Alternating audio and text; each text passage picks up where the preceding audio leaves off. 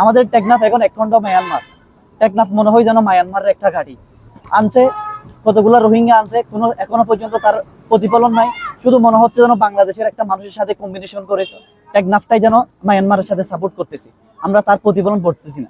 আমরা শুধু ভুগতেছি বাহাচ্চারা টেকনাফ সহ প্রতিটা মানুষ, ইউনিয়নের মানুষগুলো আমরা শুধু ভুগতেছি যে কষ্ট, কি কষ্ট করে যে মানুষগুলা কষ্ট করে আজকে জীবিকা নির্বাহ করতেছে। আমার পার্শ্ববর্তী একটা গ্রামের মধ্যে এমন হয়েছে, একজন ভিক্ষা করে খাওয়া মানুষ পাহাড়ে গেছে একটু পানির তাগিতে, সে মানুষটাকে ওখান থেকে অপহরণ হয়েছে।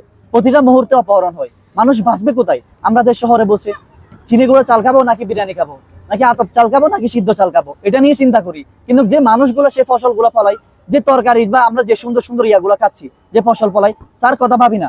আসলে কৃষকদের কোথায় মূল্য? যে বাহাচ্চারা মানুষের যে কষ্ট করে যে এতগুলা ফসল ফলায় বা এত সুন্দর একটা ইয়ে আছে, আমরা কিন্তু উপর থেকে দেখি, ভিতরে থাকা মানুষের কষ্টগুলো বুঝি না। প্রতিটা মুহূর্তে অপহরণ হয়, মানব পাচার হয়।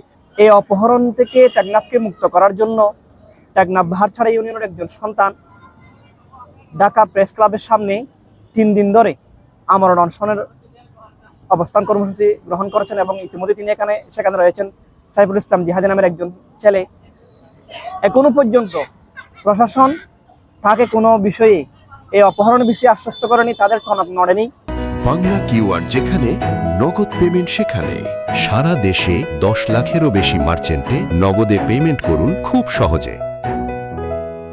আমরা জানি না কি হলে পরে এবং সেই কি মৃত্যুর কুলে ডেলে পড়লে প্রশাসনের টনক নড়বে।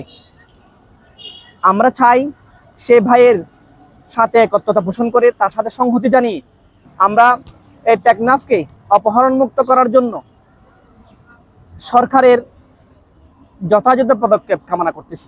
টেকনাফের যে কালিমালেপন রয়েছে, এখানে ইয়াবা, মানব পাচার, অপহরণ, এই 3টি কালিমালেপনকে টেকনাফ উপজেলা পুরো বিশ্বব্যাপী একটি কলঙ্কিত স্থানের নামে রূপান্তরিত করেছে।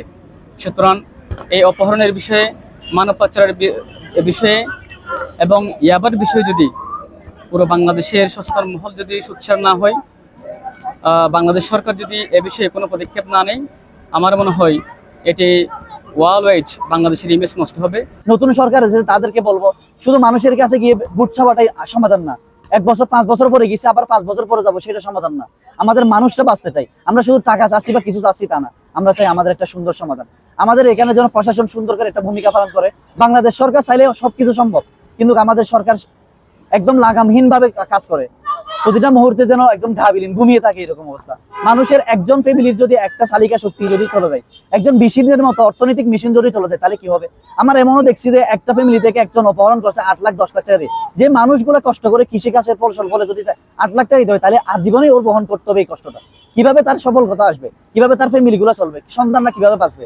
পুরো বাংলাদেশের কর্তৃপক্ষকে আমরা আবেদন জানাতে চাই, পুরো বাংলাদেশের ইমেজকে ধরে রাখার জন্য, পুরো বাংলাদেশের ইমেজকে আরও সমৃদ্ধি করার জন্য টেকনাফকে সুনজরে রেখে, এখানে অপহরণের বিষয়টা সুনজরে দেখেন, যাতে মানব পাচার না হয়, অপহরণ না হয়, এবং এই টেকনাফের মানুষের জীবন যাপন যাতে সুন্দর ও সাবলীলভাবে একজন স্বাভাবিক দেশের মানুষের মতো বসবাস করতে পারা যায়, সেই ক্ষেত্রে নজর দেওয়ার জন্য দাবি জানাচ্ছি।